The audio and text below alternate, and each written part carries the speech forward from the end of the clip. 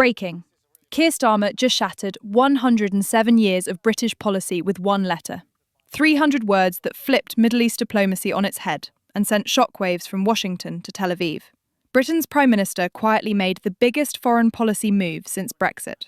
September 21st, 2025. At his Downing Street desk, Starmer signed a single letter to Palestinian President Mahmoud Abbas, officially recognising Palestine as a sovereign state.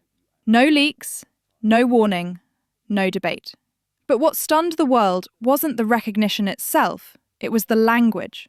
The letter cited the 1917 Balfour Declaration, admitting Britain's historic responsibility for the conflict it helped create. In one stroke, Starmer told the world, "We broke it, now we'll help fix it." The backlash was instant. Conservative MPs called it betrayal, a national disgrace, shouted backbenchers. Former Prime Minister Rishi Sunak labelled it the most reckless foreign policy decision in modern British history. Meanwhile, Labour's left wing celebrated like it was a World Cup win. After decades of demanding recognition, their leader had finally delivered. But the surprise came from the public. Early polling showed 58% of Britons supported the move.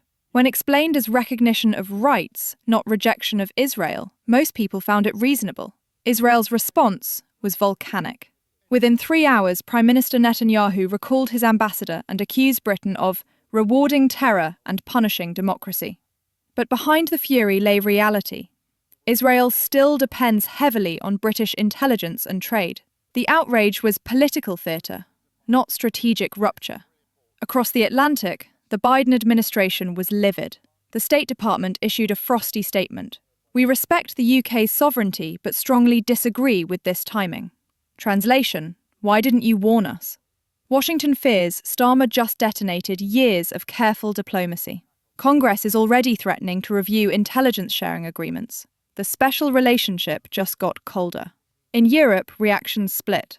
Spain and Ireland hinted at following Britain's lead. France began reviewing its Middle East stance.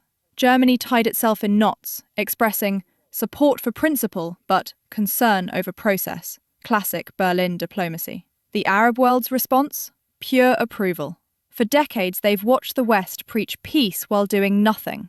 Suddenly, a major Western power acted. Saudi Arabia announced £15 billion in new investments. The UAE pledged £8 billion more. Egypt opened talks on Suez cooperation. Even Qatar proposed joint energy projects. Britain had passed a diplomatic test it never meant to take. And here's the clever part. This wasn't moral theatre, it was strategic economics. Post-Brexit, Britain needs trade beyond Europe and America. The Arab League's combined GDP tops $3 trillion. Their sovereign funds hold hundreds of billions.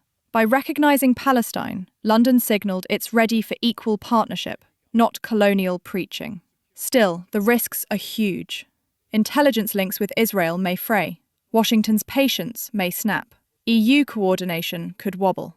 And at home, Starmer faces accusations of selling out Britain's allies for Arab cash. But the potential payoff is immense. Access to energy, markets, and global influence Britain hasn't had in decades. Inside Whitehall, the debate is fierce. Some advisors call it visionary realignment, others career suicide.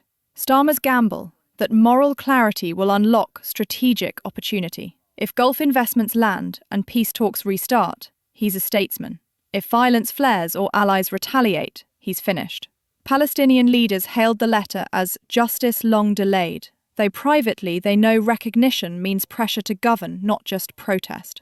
Without real reforms, statehood remains symbolic. For Israel, this is an identity crisis. Britain, the country that issued Balfour, has now reversed it. The symbolism is nuclear. Yet some Israeli commentators admit it might restart serious diplomacy after years of stagnation. So is this reckless or revolutionary?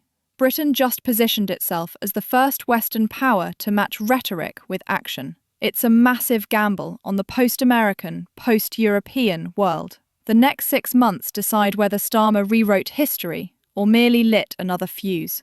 If Arab investment flows, if violence subsides, if dialogue resumes, he'll be hailed as the PM who ended a century of stalemate. If it backfires, he'll be remembered as the man who broke Britain's alliances for nothing. Either way, September 21st, 2025 will be remembered as the day Britain tore up the old rulebook. The question now, did Starmer just bring peace closer or chaos home? Drop your thoughts in the comments. And if you want real analysis without the spin, hit subscribe. Because this story isn't over. The next chapter will decide Britain's place in the world.